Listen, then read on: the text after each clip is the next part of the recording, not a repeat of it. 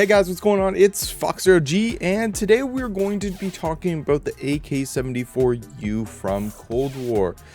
After the most recent patch with how the suppressor changed, as well as having a little bit of the recoil pattern changes with a couple of guns, as well as the sniper or the K-Swiss becoming more of a optional sniper, we have gotten to a meta where the SMGs have kind of changed, and they have made some recent changes with this AK74u where it is kind of almost in meta, kind of not, but it is a very fun class to run with, such as a great ADS speed as well as movement speed, and it can be on par depending on your playstyle. If you like the AK74u, if you run it, if you tried it, it is nice, but people prefer the Cold War MP5 just because if they're playing on a controller, it just feels nicer. It sticks to the enemy, if you know what I mean. Obviously, if you play on a controller, you know what I mean. That being said, I am going to show you how to set up the AK74u. Comment down below on what your secondary preference is. Also, be sure to like the video, share with a friend. If you're not a subscriber already, I know a lot of you aren't, just hit that sub button. Thank you very much. Now let's go get it.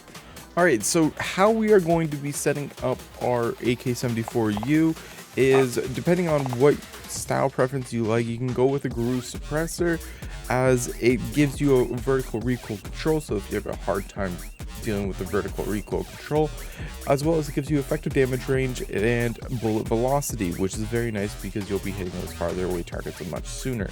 It doesn't matter that much up close, because up close it's pretty much hit scan at that point, as well as sound suppression, and you're no longer on the minimap.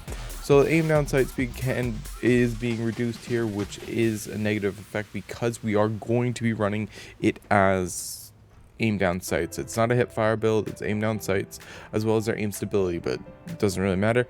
I prefer going with the sound suppressor, so that gives us sound suppression, so we're no longer on the minimap, as well as our aim down sight speed, our bullet velocity, and our sprint to fire speed is much quicker. Effective damage range gets a little nerf, but you are going to be using this up close. You're not taking long distance range fights, so this is the way you want and should probably use because of the sprint to fire. Sprint to fire is key, especially with Cold War weapons.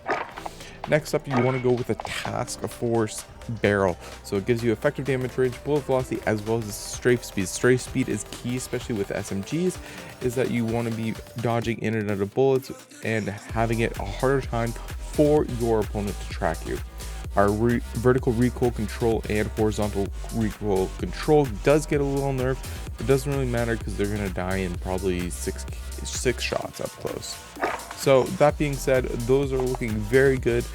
For ammunition, we can go with the 50 round or the 40 round or even the speed one.